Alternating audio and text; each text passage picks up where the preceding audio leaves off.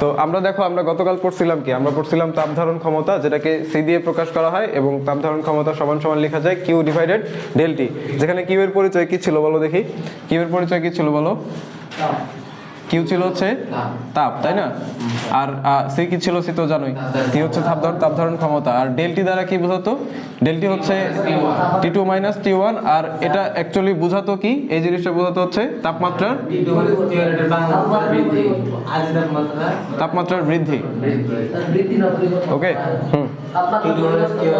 পরিবর্তনও বলা যায় অবশ্যই। এখানে তো বৃদ্ধি মানে কি, এখানে পরিবর্তন হয়েছে না, এটা হচ্ছে পরিবর্তন।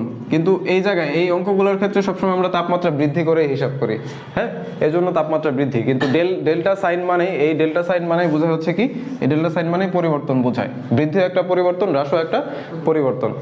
আবার পড়লাম যে আপেক্ষিক তাপ সমান সমান আমরা কি দিয়েছিলাম, আপেক্ষিক তাপকে এস দিয়ে প্রকাশ করা হয়, এস সমান সমান Q divided M del T. যেখানে এম কি ছিল? এম ছিল হচ্ছে বস্তুর ভর। আচ্ছা, এখন আমরা দেখব হচ্ছে আপেক্ষিক তাপ এবং তাপ ধারণ ক্ষমতার মধ্যে যে একটা সম্পর্ক আছে, এই সম্পর্কটা তোমরা লিখো। তাহলে আমাদের টপিকের নাম হচ্ছে তাপ ধারণ ক্ষমতা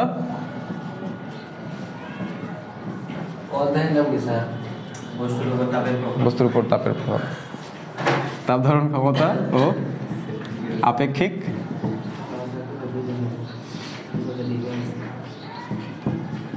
তাপের মধ্যে সম্পর্ক। এগুলি চলে আসে পরীক্ষায়, হ্যাঁ। তো দেখো আমরা যদি লিখি, আমরা জানি কি,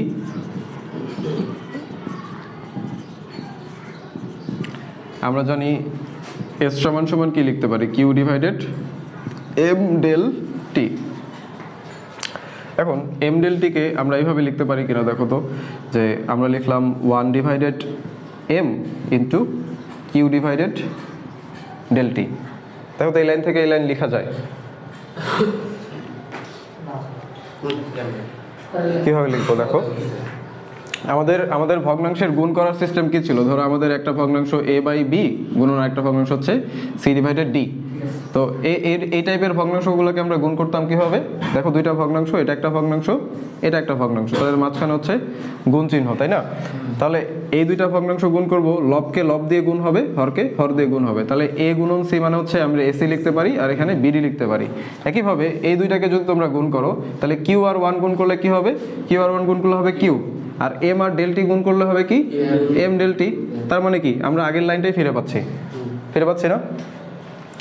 তো এটাকে ভাঙলে এইভাবে লেখা যায়, আমরা এখানে কিউ এর সাথে তো ওয়ান অবস্থায় আছে, এইভাবে আমরা ওয়ান গুণন কিউ লিখলে কোনো সমস্যা নেই। তাহলে ওয়ানের নিচে এম গুণন কিউ এর নিচে ডেল টি গেল। এখন 1/m যেমন ছিল 1/m তেমন রাখলাম। এখন কথা হচ্ছে এই কিউ বাই ডেল টি মানে কি? কিউ বাই ডেল টি মানে কি? সি না? তাহলে কিউ বাই ডেল টির বদলে আমরা লিখতে পারি কি? সি লিখতে পারি।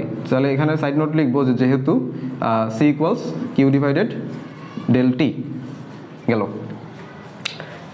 এখন এখানে আবার গুণ হবে না? কি কি গুণ হবে বলো?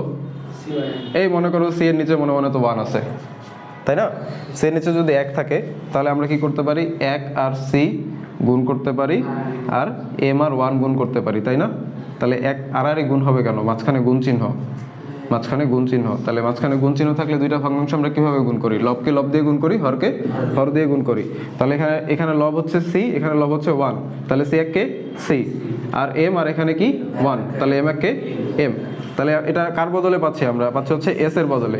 তো এটাই হচ্ছে তাপ ধারণ ক্ষমতা এবং আপেক্ষিক তাপের মধ্যে সম্পর্ক প্রকাশ করে এইটা, এস সমান সমান সি বাই এম। যেখানে সি কি? সি এর পরিচয় হচ্ছে, সি এর পরিচয় কি বলো? তাপ ধারণ ক্ষমতা। হ্যাঁ হ্যাঁ, এটা একটা অঙ্ক করার জন্য একটা সূত্র। ধরো তোমাকে তাপ ধারণ ক্ষমতার মান দেওয়া থাকলো, ভর দেওয়া থাকলো, তোমাকে বের করতে হবে হচ্ছে আপেক্ষিক তাপ কত, তাই না? ওকে, আর হচ্ছে এম তো ভর, এটা হচ্ছে ভর, আর এস হচ্ছে কি? আপেক্ষিক তাপ।